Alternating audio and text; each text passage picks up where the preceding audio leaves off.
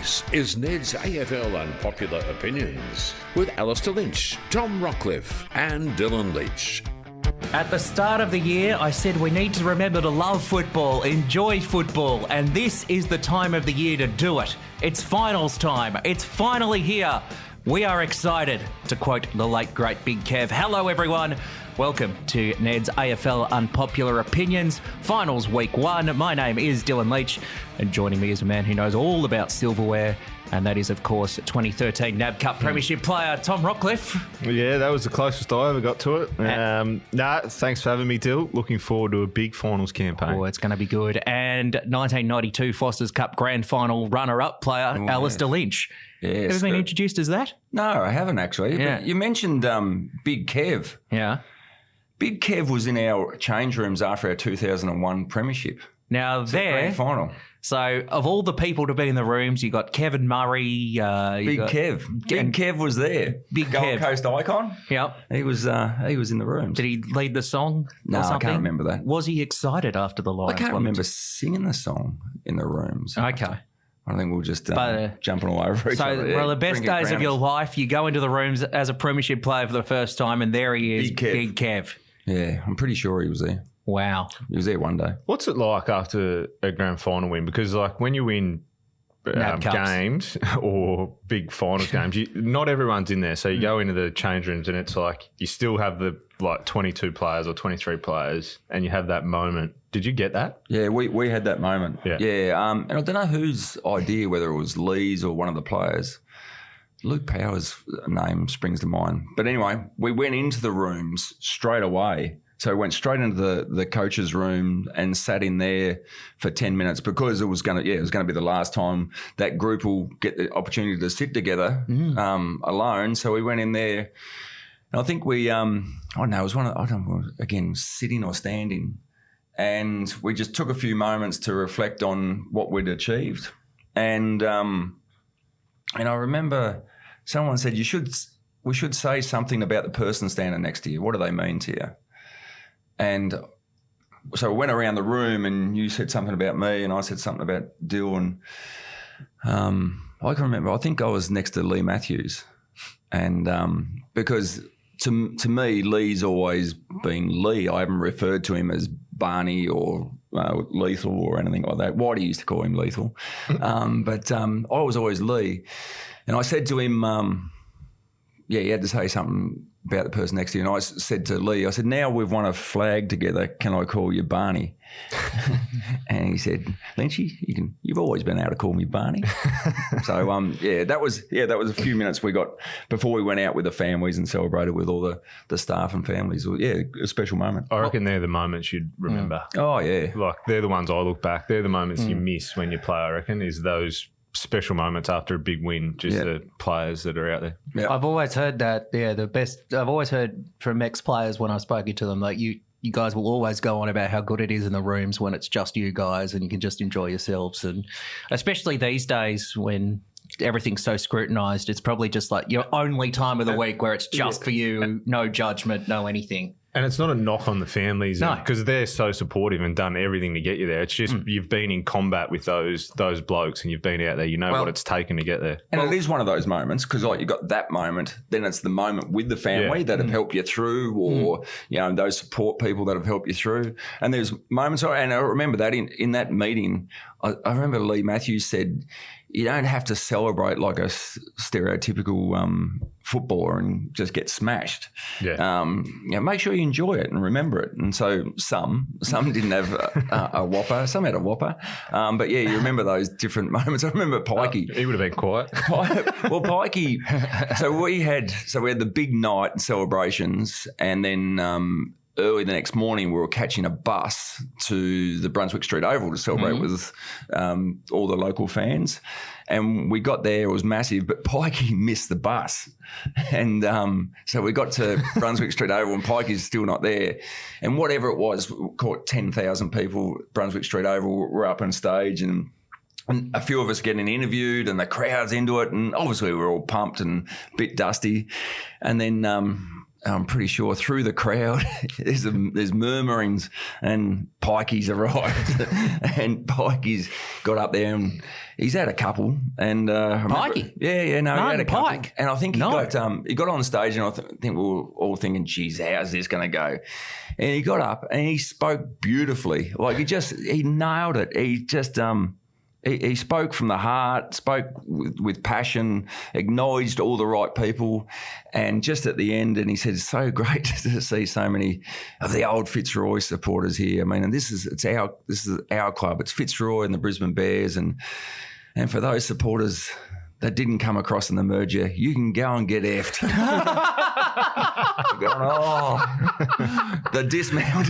There you go. Didn't quite know the dismount, but he spoke well. Now, Special moment. Now, speaking what would have been a special moment and something to celebrate and something us three could have enjoyed together, like a premiership, it could have been that winning NRL multi during the pre-finals bye. Talk us through it, Dill. Well, basically, it's Saturday night and we're 2 legs up, right? Yeah. So last week there was no AFL. Now there was AFLW, but there was a week before the finals, so the pre-finals bye. And it was an opportunity so I could get involved. Yeah, we didn't want to do W because he can't. Yeah, let's bring Lynchy into the fold and let's have a multi. Yeah. And we thought, well, why not get involved with the Rugby League? Yeah. And we could have had a crack at the Rugby League and beaten the Neds NRL Unpopular Opinions show at their own game. Yeah. And we're sitting there on the weekend, and I think Tom in that Bulldogs Manly Seagulls blockbuster, Manly was outstanding value head to head. $2.45 or Got the job done. Absolutely blitzed the doggies. And then on the other Friday night game, Penrith to cover the line, never in doubt, 17.5. Yeah. Brilliant. Yeah. So that's when we got active. And so Saturday morning, Tom and I are texting each other on the group chat going, how good's this? I think only one to go. One to go. Sharkies. Saturday New night. Zealand, nothing to play for. Saturday night, we're at Shark Park in Cronulla. Yeah. The Sharkies, Cronulla, your beloved Sharkies. I was tuned in for the whole pre-game, nervous. Yeah. Had refreshments, bloody something to eat already. Texting your colleagues at Fox League going, I'm pumped for this. Yeah, how good, all over it. And you not only backed Cronulla to win, you backed Cronulla at the line. Yeah, but 13.5. New Zealand got off to a good start. They did get off. The Wars got off to a good start. I was a little bit nervous. And then at half. And then just like shark attack. It was. It was a shark. That is a great way to describe it. And what do you call them? I was sending through memes. They're called memes. Every time the Sharkies went over, there was a shark attack meme coming through. Yep. They even got, you know what? I was even replying with pictures of ScoMo with his Sharks scarf. You know, go Sharkies. You know what? When they went over again just before half time, the line was covered. And I sent the meme of old mate sitting back having a Cuban. Oh, my God. It was all over. And then what happened? And then in the words of Pauline Hanson, please explain what happened in the second half. Oh, stopped. Oh, stopped. Didn't they stop? He said, they conceded one. That will wake them up. That was incredible. They were playing for something. I am watching this game and I'm hearing the commentator go, this is one of the great comebacks by the Waratahs. What a spirited effort. The Waratahs bloody won. The Waratahs. Warriors. Not the Warriors. Wish it was the Waratahs. Not the Waratahs. I would be concerned if the New South Wales Waratahs won, but the Warriors, the Wars. Didn't I stop the Sharkies?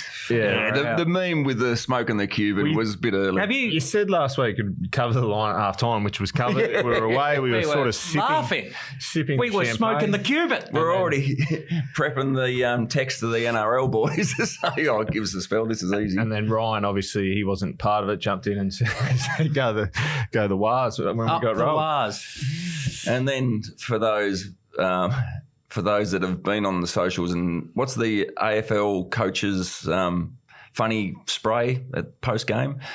We've got to find out whether that's real. I think it's fake. The one where he goes, I buy the fanners every week. And that one. Yeah. Felt up by 70 at half time, up by 70. Lost by 3.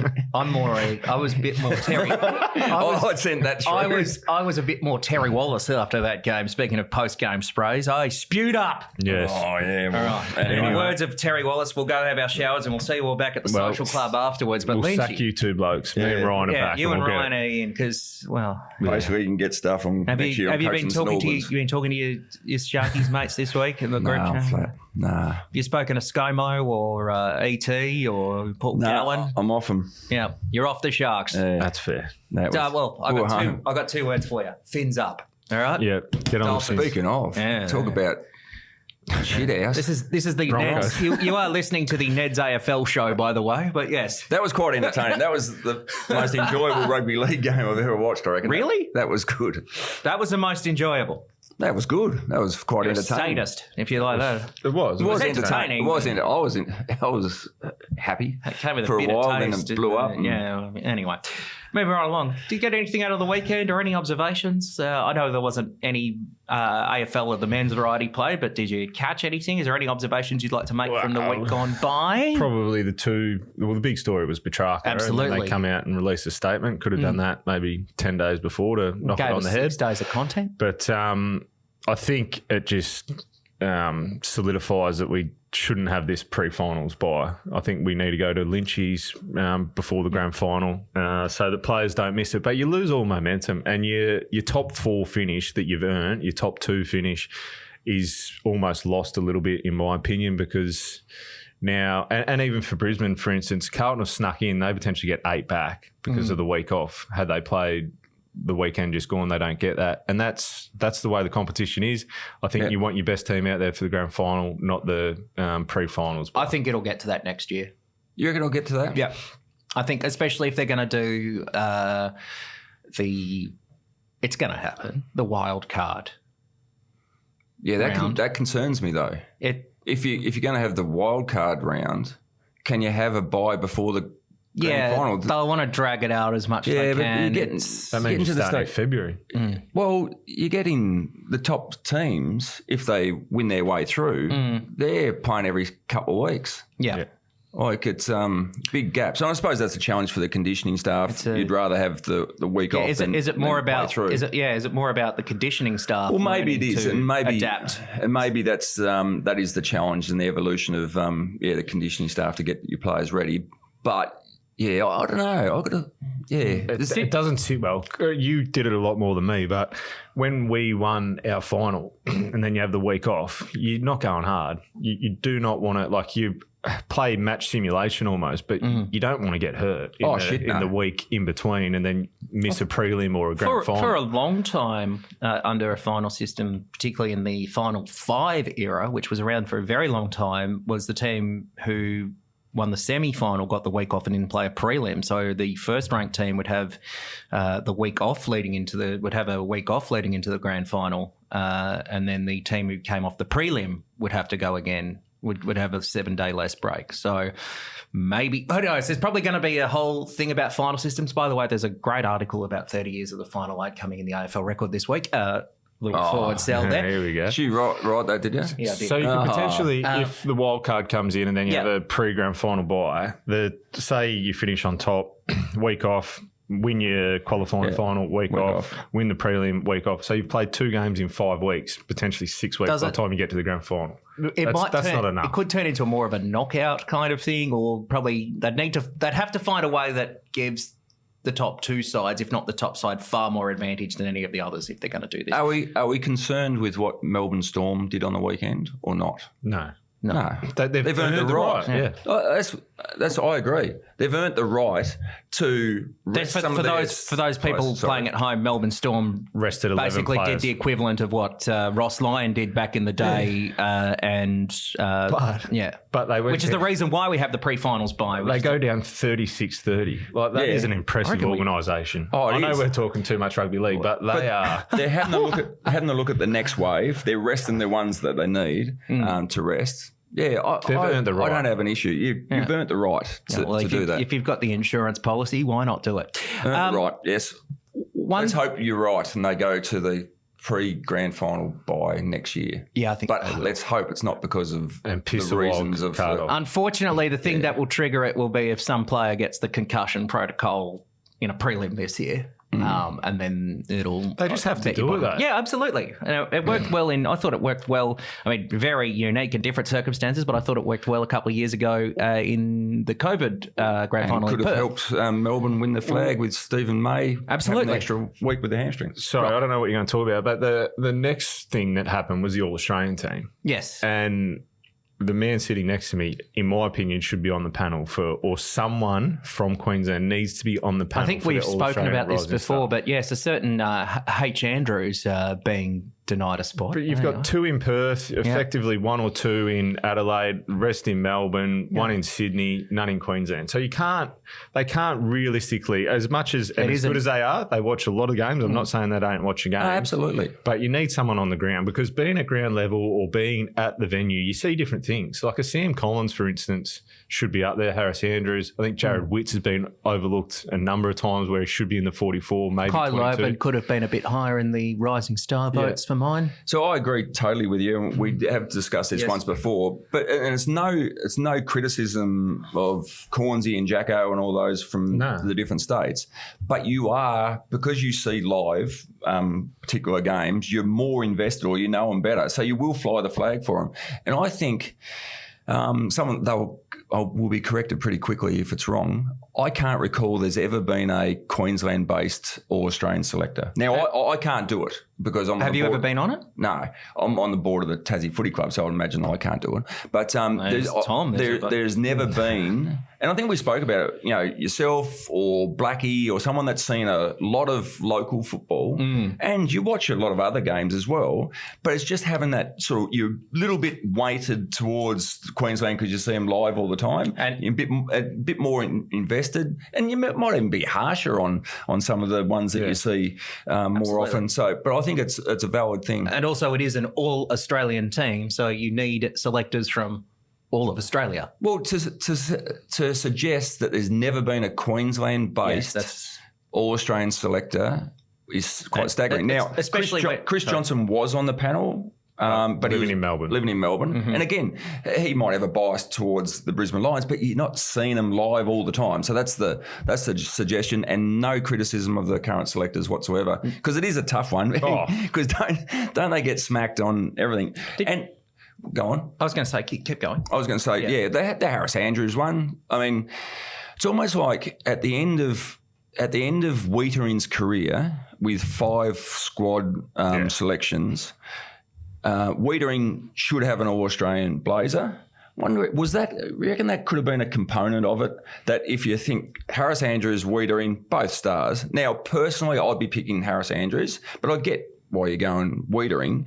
But it'd be an injustice if he got to the end of his career and didn't have an All-Australian blazer. So if you're getting there and they're both even, say, well, we've got to give him one. Yeah. It'd be interesting to know how they decide because, again, look at, Perth, the Perth teams don't play finals. They got 4 in. Yeah. And I'm not saying that they don't deserve to be in, but like a Charlie Curnow's leading the Coleman nearly unbeatable and then doesn't play the last couple, doesn't make it. So I don't know. I think that there should be more balance to it and there should be a Queensland selector in my opinion. Absolutely. Yeah. And especially when Queensland, when the AFL is going on about I think, was it Southeast Queensland is now going to have more junior players than South Australia, the boom that is happening within the sport here and the fact that there's as many teams in Queensland as there are in New South Wales, South Australia and Western Australia. Absolutely. So don't forget Queensland, AFL. Give Queensland a chance. Right. Little thing to take from last week, of course, we spoke heavily about the Christian Petracca issue and saga, Petracca saga, as it were. I am so relieved for the sake of Melbourne fans and the sake of the game and the idea of club loyalty that Petracca is staying. Now, I think there's obviously some issues. And it's like any long-term relationship. Christian Petracca and the Melbourne Football Club need to go to counselling and work this stuff out. But the idea last week that he could launch an atomic bomb and move to another club or go to an AFL grievance tribunal when you're such a champion player at a club like that and talk about, I want to play for a big club for brand. I think that would go against this. That was going to go against not only I think it was going to go against the spirit of footy and the idea of loyalty. And I get that it's a profession and there's big money involved and what have you, but I think in the long run, it's better that it's ended up like this, where him and Melbourne have to sort it out, because I think it would have been a really, really sad caper had it gone the way. And it also reiterated and I'm kind of in the minority of how people consume their footy news, but like I hate trade news in finals time. Like I think it just dominates the headlines, dominates the pages. It's like, well, hang on, we're playing finals here. There's 8 teams playing for a premiership. That matters more. I don't really care who's playing for Adelaide next year. And yeah, it's it's nice that we can now focus on the footy as a bit more than worrying about who's playing where next year. But I'm very much relieved that Christian Petracca is playing for Melbourne. It goes back to the first point as well, though. There's no trade talk if there's games. If there's 4 games on, we're starting Thursday night. Port Adelaide. That hasn't stopped people before. It would have, but it would have. It wouldn't have been the lead story, because if games would have rolled around, everyone would have been talking about games. Yes, it would have still been a story, of course, but it wouldn't have been as big, I don't think. But I'd love to know the true story behind the whole. I mean, obviously there's been dispute and there's some issues between Petracca and the club.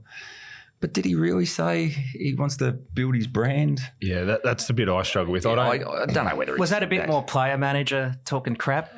Well, I reckon someone's half said something, then put a heap of mayo on it to get him to that stage. Yeah. I would be staggered. I found if he's that hard made that statement. Someone who's met him once has said it, and it's just got legs. I'm staggered.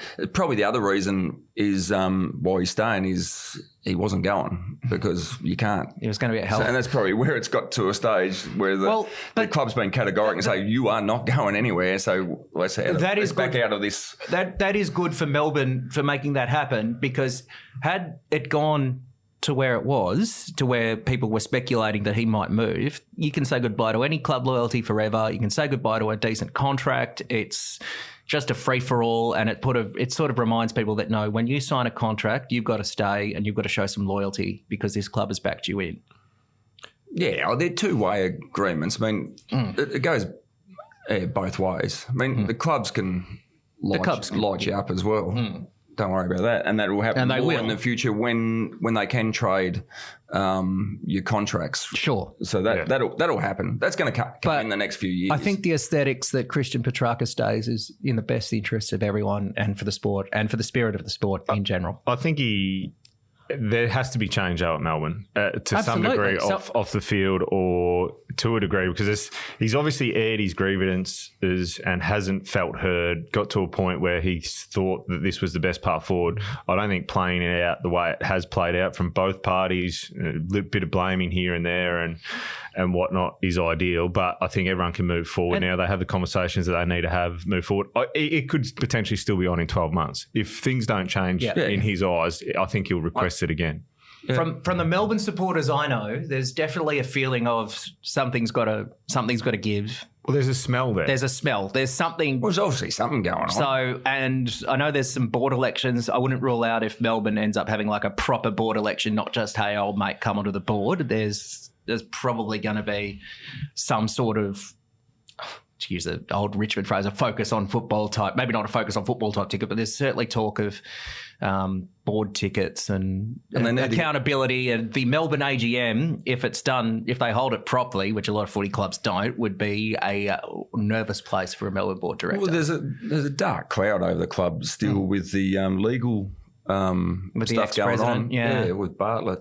I mean, that sort of drags the whole place down. Yeah, and that was going on prior to them winning the premiership. Then they win a premiership, so all looks well. And I mean, footy politics is worse than actual politics sometimes. So need to get it sorted out. But and we spoke about it last week. They seem to have high class leaders on the field. Look at Gawn and Viney just as 2. Yeah, and would be more high class. They need to sit down with the officials, coaches, their star players, Petracca, and get it sorted. Yeah, it's these sorts of moments that can be a sort of fork in the road that sort of say, okay, we need to actually sort our stuff out now, get rid of, and maybe that might rejuvenate them because maybe it's the conflict they had to have, so to speak, because they've underachieved the past couple of years. They have. To lighten the mood in the bye week, the big story was Vossi.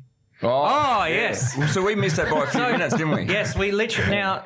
Yes, that's a good point, Top. Now, what about old mate? He's flat as a shit card. He thinks, I've got this bloke covered, and he's looked around and gone, shit. Just to recap, it's Michael Voss, he had a citizen's arrest of some teenager that, pinched a car from Marootina, I think he was. From Hawthorn or something. And rolled her. Rolled it. I mean, geez, that's an interesting.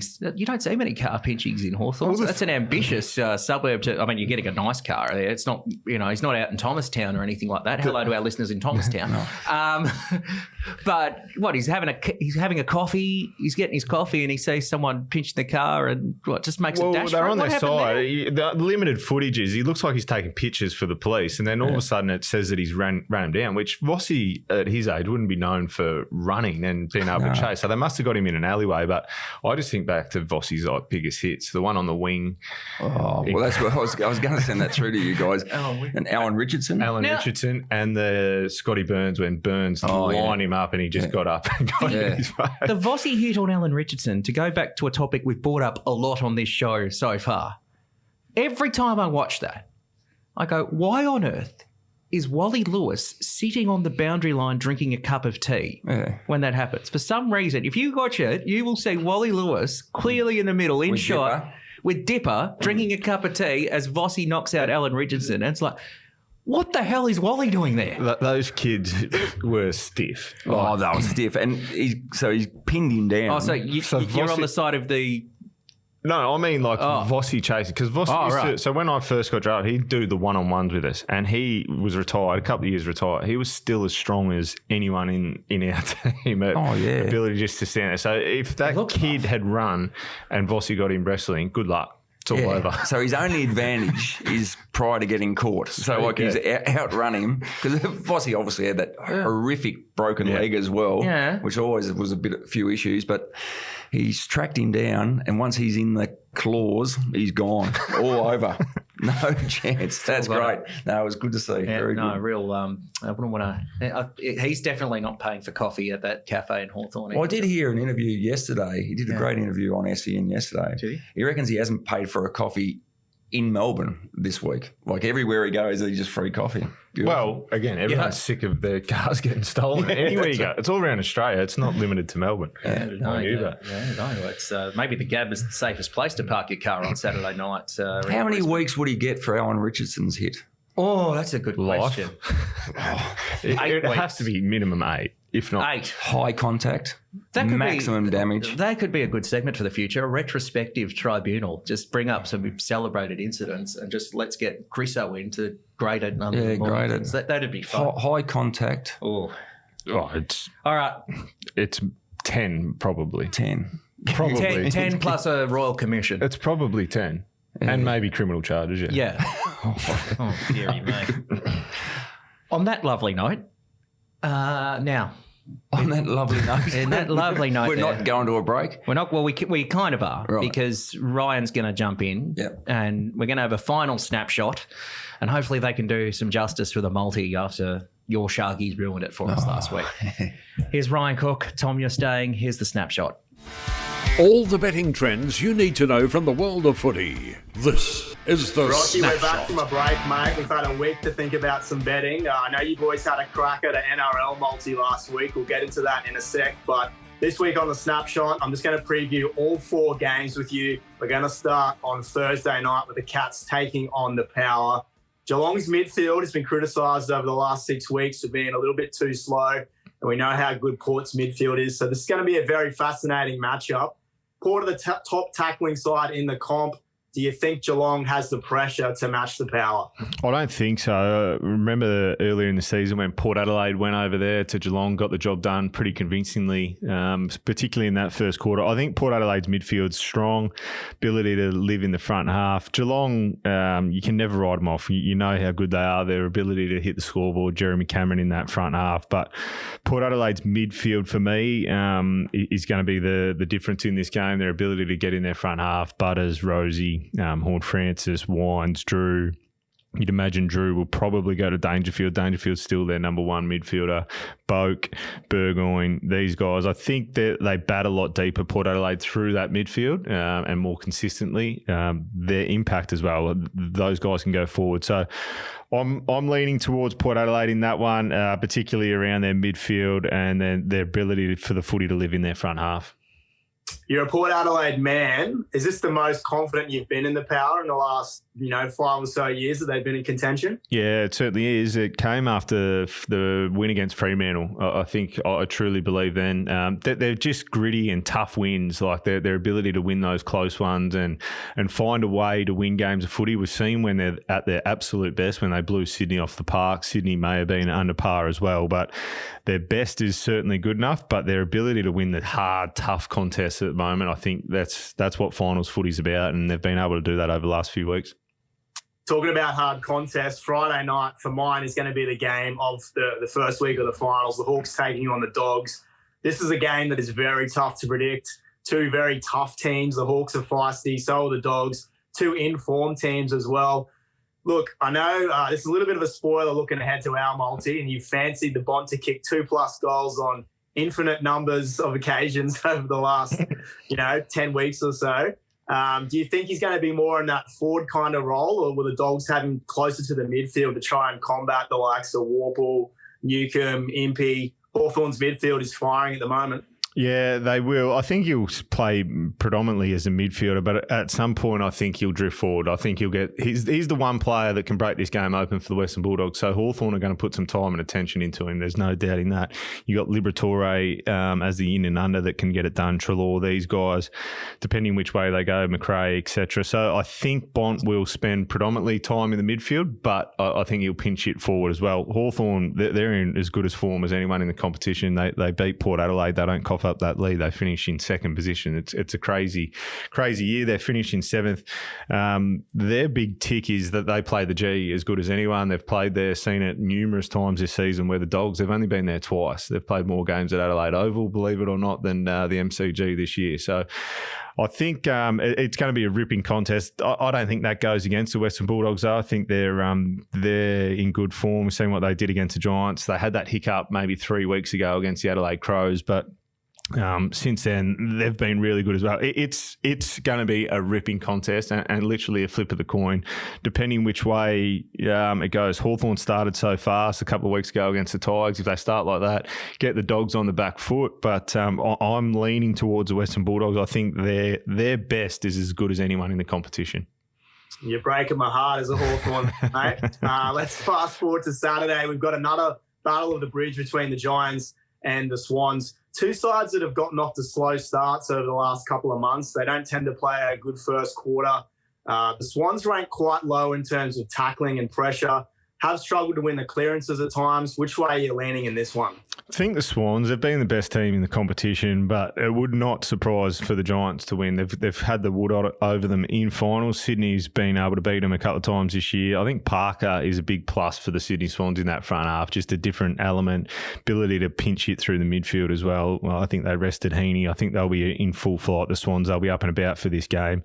Giants, again, they're best, and you touched on it. They start a bit slow. They did it against Brisbane a couple of weeks ago and then just got back into the arm wrestle and worked over the top of Brisbane on their home deck, which the second half of the year has been really, really hard challenge to do. So I don't think the Giants have anything to lose going to the SCG. They'll be up and about for the contest. It'll be I think this is probably the second best game of the round behind that Friday night. But gee, I know I'm going all the favourites here, but I think Sydney will get it done, but with not a great deal of confidence. It would not surprise if the Giants come out and won that by 4 or 5 goals. I almost feel like GWS losing to the Dogs in the final round might be a good thing. It just takes a little bit of that pressure away. given they were on that long winning streak. Let's wrap it up, though. The final game, Saturday night. We saw this one last year in the prelim. Lions taking on the Blues. The last two games between these two sides have been interesting. The Blues got out to that hot start in the prelim. The Lions came back. And then the roles were sort of reversed back in round 0 to start this season. Carlton's injuries, we know a lot about that. Does this game basically come down to Brisbane kicking straight in front of goal? Round 0. How stupid is that? Does that sound? It does. I think Brisbane will be full of confidence. I know they've lost their last couple, but not their last couple. They lost a couple leading in. They beat Essendon. That was one of the worst games of footy I've ever seen. So I think they could turn up their best. They've probably been the form team in the second half of the year. The Lions, we know they've coughed up a couple, but if they're accurate in front of goal, they'll be hard to stop. The guys like Bailey and these guys, Charlie Cameron, they're the two in the front half that can break this game open. Carlton, they're hard to get a read on. If they have 8 changes, who knows what will happen. I don't think they'll have 8 changes. I think they'll limit it to 3 or 4. I think you see the tall timber come back in. Doherty's a huge risk. I probably wouldn't play him, but again, it doesn't matter who starts fast because we've seen the last 2 times you can get in an arm wrestle. But Brisbane, the shortest priced of the weekend favourites, I think they get the job done on their home deck. I think they'll be up and about for this. Their midfield is super strong. Again, it comes down, and this is across a few of the games on the weekend. Port Adelaide are inaccurate in front of goal. The Dogs are inaccurate in front of goal, and the Lions are inaccurate in front of goal. If those 3 teams are inaccurate, they'll all lose. But I think Brisbane will have enough opportunities in this game in their front half to kick a score, and their defence is pretty sound at the moment. No, you're very right there. This finals definitely has 3 or 4 teams that have struggled to kick straight for the entire season, so it does make or break their chances. Let's look ahead to the multi, though. You boys got stuck into some rugby league, and I'd be lying if I said I wasn't rooting against you last week because the rugby league show hasn't got a single multi up all year, and to be honest, we haven't really gone close on most weeks. Gerald can't tip his way out of a boat.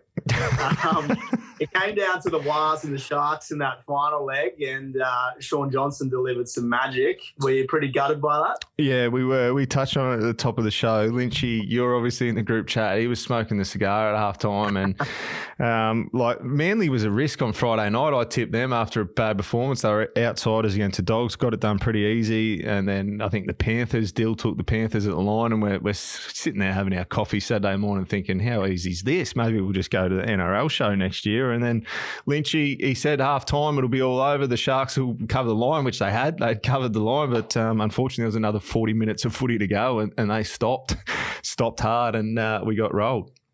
Oh, well, up the Wires. You were genuinely cheering against us in that group chat. Quite incredible. I had to, mate. I'm the NRL boy now. I've got to root for my team. Let's look ahead to some AFL, though. I'm going with the Power to cover against the Giants on Thursday night. Sorry, not against the Giants, against the Cats on Thursday night. I tend to agree with everything you said. I think the Power at home, that's just probably the easiest pick of the week. And then I've gone the alternate line in the Battle of the Bridge. I like the Giants to cover plus 17.5. Against the Swans. You've gone player markets? Yeah, I have gone player markets. Again, Ollie Wines, 25 plus. I think he'll get his hands dirty. Loves these big games, physical contests. I think he'll get it done. And Bontempelli on Friday night to kick 2 plus. I think he'll get the job done. My multi here says the Giants plus 11.5, so we might have to check the final odds there as well. No, I think it was 11.5. Correction. Yeah, you're the man in charge here, mate. You've got it all in front of you. At least one of us is organised. What price are we getting for this one? Multi that up, you get $12.98, and that'll be a nice way to kick off September for us. Oh, mate, we need to get another one home, at least before the season ends. Thank you, Rocky. Good chat as always, mate. Good on you, Ryan. You're listening to Neds AFL Unpopular Opinions.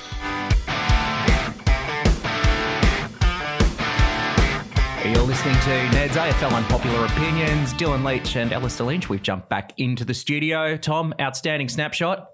I think we're a chance this week. Are you? Yeah. Oh, we're a chance because I'm back out of it. I would talk yourself down, actually, because every time we talked ourselves up. But anyway, each to their own. You and Ryan do your thing. We're going Thursday night, Friday night, and Saturday afternoon. We've left the Saturday night alone. We've left the Lions and Carlton alone because that's a flip of the coin depending on what the teams look like later in the week. Indeed. Now, with the finals coming up, 8 teams chasing a flag, what I have assigned these two boys to do is just make a quick case for 2 teams that they reckon can win the flag. Not go all in on one, because I think you can do it. Week 1, you can pick 2 that you think can sort of make a case for, because I'm personally struggling to make a definitive case for who can win the flag. I'm in that team. Geez, there's at least 6 teams here that could probably go all the way. There's 2 I don't think. Who's your pick if you had to pick one? If I had to pick one? It gives you the most confidence. The Giants. The Giants, right. Yeah. Go on then. Give us 30 seconds of your Chris stuff. Their pressure, it's what they do when they don't have the football is really good. Nice. So they've got very good pressure, which works well in finals. And having watched a team that was very good at that in a certain era, that's perfect for finals football. Toby Green strikes me as a kind of player that will save his best for this time of year. Yep. And also Jesse Hogan has been outstanding up forward. So if he can kick a few sausage rolls, they could be very scary. Right, yeah. So I think and also they remind me a bit like Collingwood last year. They just missed a bit, and now they're ready to go. So with that, this might sound stupid, but so do they win this weekend against Sydney, or do they go the long way around? They have a very good record against the Swans in finals. Yeah, that was 3 years ago. I think they can beat Sydney. I think they can beat Sydney, absolutely. Oh, so there you go. Orange team. I work for the Orange app. Orange team. Think Fair about enough. that. So make a case for 2 clubs you reckon can win the flag, Lynchy. All right, I'll go my first one. I'll go. Actually, I wrote some notes. Jeez. Oh, you actually you did some preparation. I did, right. I'll go for the number 1 scoring team in the comp, the Sydney Swans. Yep. You know, they won one of the last 6 prior to winning their last 3 games, and they're my flag favourites. Okay. I've got them. They'll have their best possible 23 playing this week, which is pretty handy at this time of year because most clubs, and certainly at the other end of the spectrum, Carlton with so many injuries. So the best possible 23 will run out. The midfield of Heaney, Warner, Goulden, then Rowbottom, mind you, Rowbottom had 32 and 11 clearances last time they played GWS. Was that game? That second quarter they absolutely blitzed them from memory, was it? Incredible. Yeah. McInerney comes back. He actually makes a difference there midfield as well, just the way uses the ball. Lloyd. And then you just chuck in an All-Australian Luke Parker, who's been revitalised and back into the midfield and forward line. And if you need, you've got James Jordan coming off half-forward flank to tag. They probably won't use that this week. And then no surprise at all that Tom McCartan was rested for the last game, sort of so managed, and Dane Rampy was subbed out because those 2 players are critical just for the size and shape down back, and they'll come up against some good forwards, and again this week they will. So I think they're well stocked down there, and that allows their running backs of Blakey, Florent, Roberts, who's a sneaky good player, he's going very well. And now just rolled in their captain Mills off halfback, who's just dominating. Then you've got Papley to support Haywood up front. Now, I reckon the X factor, now there's some game breakers in that team, but the X factor for the Swans in the final series, maybe Brodie Grundy. Hasn't had a great second half of the season. First half or first third was very good. The question mark for me over the Swans is can their big forwards not just kick enough goals? I think between the 3 big forwards they have to kick 4 goals, but it's more don't allow the likes of Sam Taylor to intercept mark and bounce the other way. So I think I'll put it on, McLean, McDonald, Amadi, get your probably 4 goals and but most importantly, don't allow Sam Taylor and the likes to mark. So they're my favourites. That's my number 1 pick. Swans, they're going to be hard to beat, aren't they, after that wrap? Western Bulldogs, I'll start with the Western Bulldogs. Ooh. So their ability to have the footy in their front half for longer periods in their opposition. They're number 1 ranked team in the comp for inside 50 count, plus 10 on their opposition most weeks. We know that finals footy territory battles a massive one. If it's living in their front half, they're a good chance. Their ability to score also from their back half for the season, that they're ranked 1 in the competition from defensive 50 ball movement to the front half. So I think the Western Bulldogs stack up. Their midfield's tough. I mean, that's what wins big finals. Liberatore, guys like that. The X factor's Bontempelli. I think he's been the best player in the competition for You've been 7 years. I've been biggest fan this year. Yeah. I've been banging on that for a number of years. I think he's still going to be the game breaker. How do they stop him? They probably send someone to him. Liberatore just gets his hands on it, frees it. I think their depth, their running backs are good. Dale, these guys, Jones, Lobb's the big one. He's moved down back. He just straightened them up a little bit defensively when you weren't sure how they were going to be. But then their front half, they've got weapons. We've seen Darcy a couple of weeks ago and Waitman, he just finds a way to draw free kicks. Ugle-Hagan. So I think they tick a lot of the boxes. If Norton can get going, English, I think, is one of the best ruckmen in the competition as well. Their best footy is as good as anyone in the competition. Their best footy is capable of winning 4 straight. Their best footy is the best in the comp, I think, when they're up and about. Is this a better Bulldogs team than the one that had that miracle flag 8 years ago? When it's me. Yeah, I'll go. Potentially with their forward line. Yeah. Both really good midfields. I reckon their forward line now in the right conditions, which is the only question mark this week.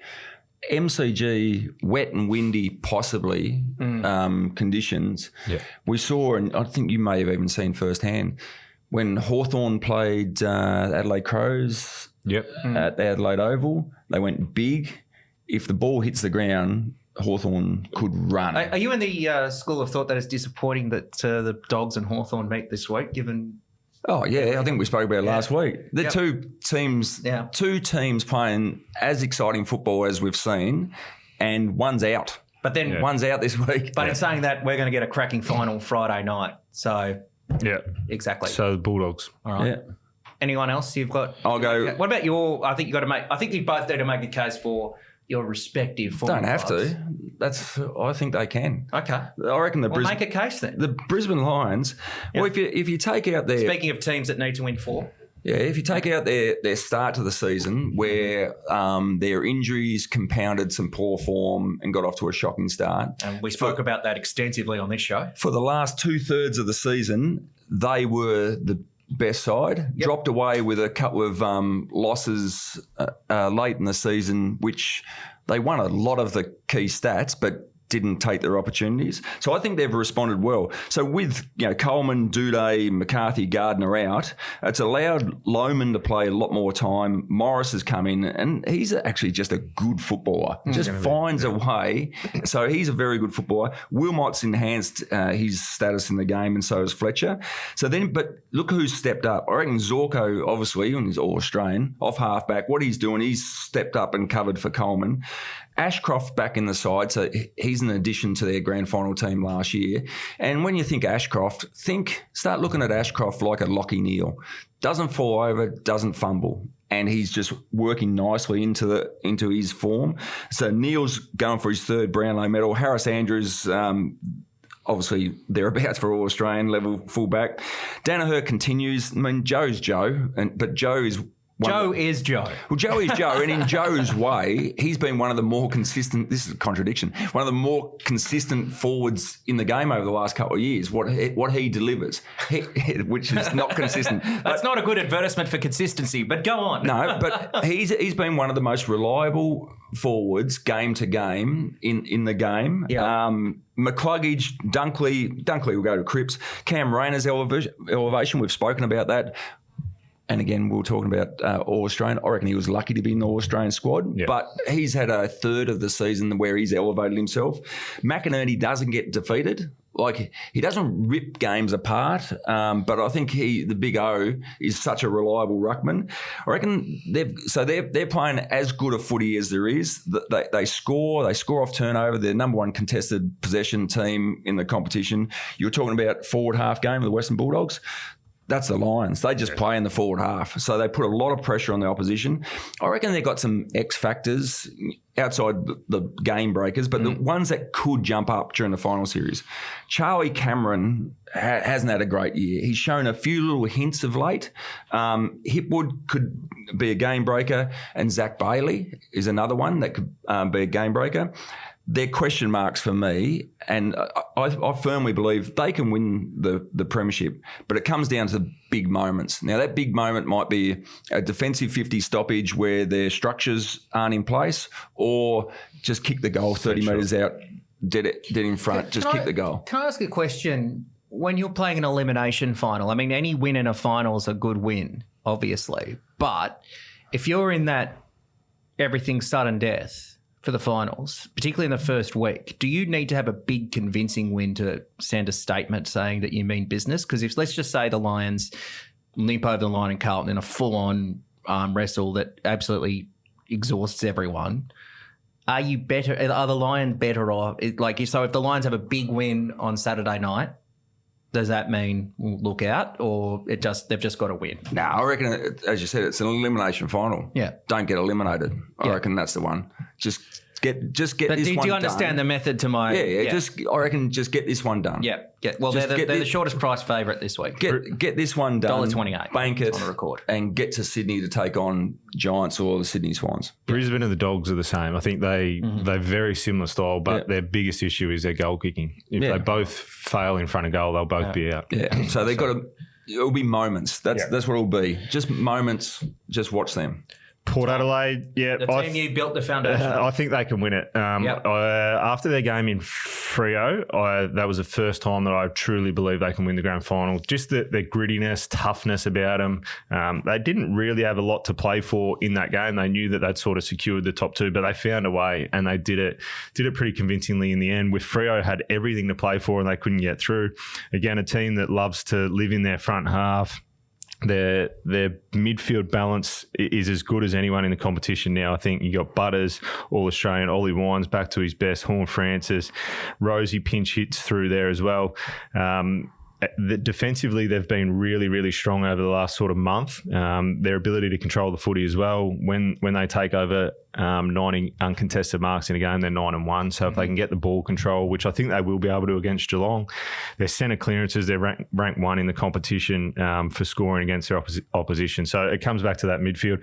Their balance in the front half is a lot better now with Ratugolea going forward. So I think it'll be Ratugolea, Georgiades and Dixon. I think Marshall will be the hard luck story that won't get in. But then at ground level, you've got Rosie, Rioli, Burn-Jones, which I think complement each other. Butters can pinch hit through there. Horne-Francis when he goes to the goal square.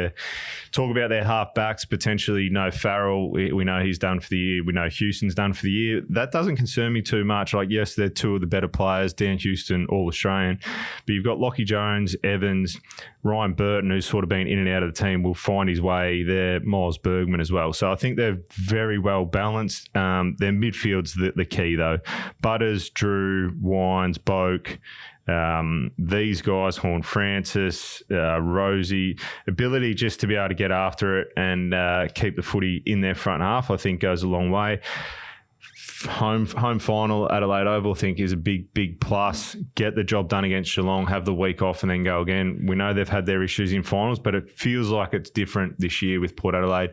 I think they're tough. I think they've found a way to, we've seen when they play their best footy, they beat Sydney by 112 points or whatever it was, but they've found a way to win tough. And I think that's what wins your big finals. They're not blowing teams away, but they're finding a way to win tough. I asked you this a couple of weeks ago, but I'll ask you again. Are they a better Port side than the one you played in 2020 that won the minor premiership? Yeah, I think so. I think they're a bit more evenly balanced. Those kids that played in that are 3 or 4 years more experience, and believe it or not, I actually dreamt that they won it last night. So there we go. There's the final factor. and in that dream, were you presenting the cup? Were you the... No, I wasn't. But again, you were just... they've got a bit of the same issues as the other. If they're not accurate in front of goal, which they can be, the footy lives in their front half. They get a lot of repeat entries inside 50s, but they're not always capitalising on those goals. Well, you both made very convincing cases, and I hope my case for the Giants that was much smaller and on the cuff there worked.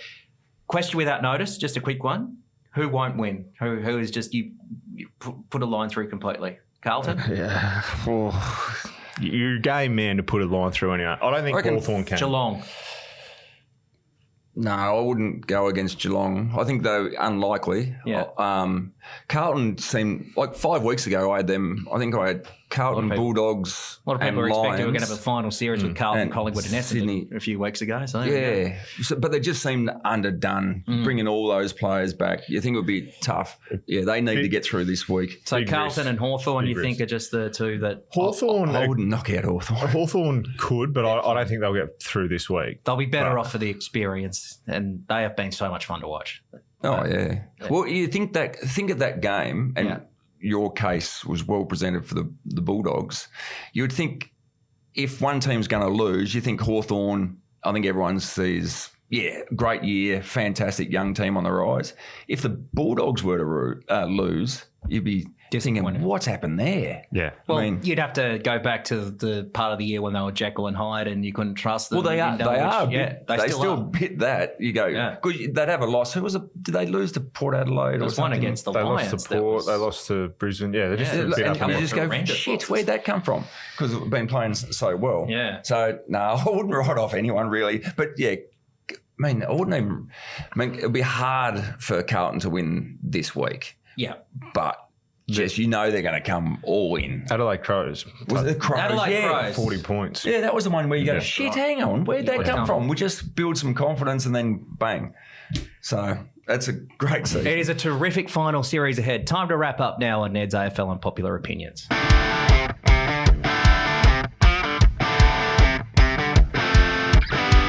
Time to wrap up on Ned's AFL Unpopular Opinions. Been a fantastic show. Now, a friend of the program, boys, before we go, is running for Lord Mayor of Melbourne. And that is, of course, the one and only number 43 superstar for Carlton, Anthony Koutafidis. He is running to become the next Lord Mayor of Melbourne, if you don't mind. And Kouta's been kind enough to bring in his official campaign T-shirt, and it's modelled here by Tom Rockliff. Now, Tom's a political person, and he's considered running.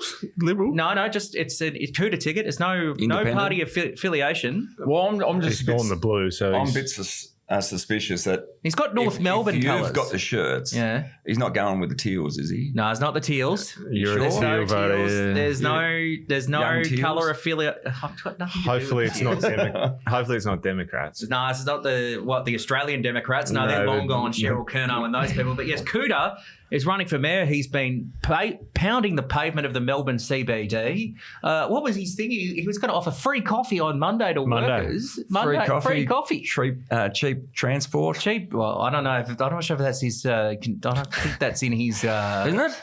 No, I don't think that's a local government thing, but they should have cheap transport. I'm sure he would lobby for it He would. because when Kouta speaks, people in Melbourne listen. But I've had a look at the bounds of the city of Melbourne. Yeah. If Kouta, it's interesting though, I'm surprised that he's gone with the North Melbourne T-shirt. Surely he would have gone navy blue for Carlton. But anyway. Yeah, there's a mistake. Anyway, I've had a look at the bounds of the city of Melbourne. Now, obviously, Kouta does officially become mayor of Princes Park and officially the mayor of Lygon Street, Carlton. He already is. You can argue, yes, he's been that for He's 30 been that years. for at least. But the Collingwood Football Club headquarters, because they left Victoria Park at, what's it called these days? The old Lexus Centre. That's under the City of Melbourne's boundaries. The Melbourne Football Club Kouta would be mayor of. Punt Road Oval falls into the Melbourne City Council boundary. So he's mayor of the Richmond Football Club, mayor of the North Melbourne Football Club. Kouta's going to be everywhere. He's going to be at least the mayor of 5 AFL clubs. Is he a chance? Well, we'll have to see. Well, especially with our plug for Kouta for mayor. I mean, if Perth can have Basil Zamplis, Melbourne can have Kouta. The one thing, And I think he wants the best. He wants the best for Melbourne, and he's got people's genuine interests at heart. That's what you want from your politician, isn't it? Instead of lining their own pockets like most of them do. And look, Allegedly. There's a clip. oh, here we go. It's old 3AW Rockliff here. This is also doubling up as Tom's either political audition or audition for 3AW here. But I think that's awesome that Oren's Cooter's great. getting involved, and it's something exciting because people don't really take much notice of local politics. And he'd be up here on the weekend, wouldn't he? He is. I think he's. Cashies pre-game. I think he's doing Carlton Radio, the SEN bias call with. I think it's Cooter and Andy Muller and Skinny Lappin. Oh, how good. That would be Which, good. if Carlton's getting belted, I'll be tuning into. Now he's a politician, though. If he's going to have his cashies, I hope he's declaring. Well, he's got to start declaring. Cooter always declares Cooter for mayor. The good thing is his campaign's lasted longer than Billy Brownless and Melbourne Ingers. He got through one press conference. Dougie went down that path. Yes, didn't he? Dougie Hawkins. Yes, Dougie Hawkins was a Senate candidate for the Palmer United Party. We could have had Senator Doug Hawkins. Wow. Good. Imagine Oh, that. good luck, Cooter. Are you Good going to luck. run? Is Cooter Nah, I don't think so. No. Good luck, Cooter. Good on you. Boys, time to wrap up. It goes without saying we're all looking forward to the finals this weekend, so I don't really Every need to game. ask. You can't Yep. miss. 4 games. And also Fitzroy in the VAFA, our boys Yes. Fitzroy. They've got to get, just had a look, they've won their past 3. So they've got promotion, relegation. Have their past 3, and I didn't realise I fumbled along and tuned into SEN. It was a live coverage of the Uni Blacks Fitzroy game at the Brunswick Street Oval. It was actually quite good. entertaining. It was good. And you can listen the to that. crowd getting right into it. They were Club absolutely getting song right into and it. the club song being played Yeah, after it the was. win. It was It's a great. fantastic day. They've got collegians on the weekend. And So win and they're safe. So it's avoid basically, relegation. If they win, and if St Bernard's loses, they're guaranteed. Otherwise, they've got to sweat it out. But old Melburnians are gone. But, I mean, that's the great thing about promotion relegation in these leagues. When you're down the bottom, it's still very interesting. Well, 4 weeks ago they looked cooked. Absolutely, Definitely no. going back now. They're a chance. So, yeah, and also congratulations to I think their women's team were runners-up in the grand final and their reserves won the grand final. So some Fantastic. silverware going at Fitzroy there. All right, time to wrap up here on Neds AFL Unpopular Opinions. Thank you, Rocky. Not yet. Multi-time. We've got to you've done the recap. multi. Yes, we've done it. Rightio. We've got to Yeah, that's recap. I don't want to talk. I thought I would it because I think it's jinxed it. I think it's jinxed it. Just to recap for the What have we listeners got? out there, well, we are a punting show to a degree. Port Adelaide minus 12.5. Yep. Ollie Wines 25 plus. Yep. Into Marcus Bontempelli 2+ goals. Yep. Into Giants at the line plus 11.5. Multi that together $12.98. Thank you. Well, I hope it doesn't jinx it because I was going to skip it. So it's like Well, he's forgot his just- hosting duties. He's nervous. He's got a No, couple there. there was method to my madness. No, I was like, if we you've skip forgotten. the multi, You forgot. if we skip it, then we don't need to. Back over Back it. over We're it. backing over it next week. Don't worry about that. Oh yeah. But good luck to all the teams. good luck to everyone. Yes. Thank you, Lynchy. Agree. Thank you, Thank Dylan. you, Tom, again. Thanks, Dyl. Tommy. Thank you, Ryan. Thanks, Thank Lynch. you, Rich. Thank you, listeners. Just thank you, everyone, and good luck, Cooter, Lord Mayor. Catch you next week. Thanks for listening to Ned's AFL Unpopular Opinions. Enjoyed the podcasts? Remember to like and subscribe wherever you get your podcasts.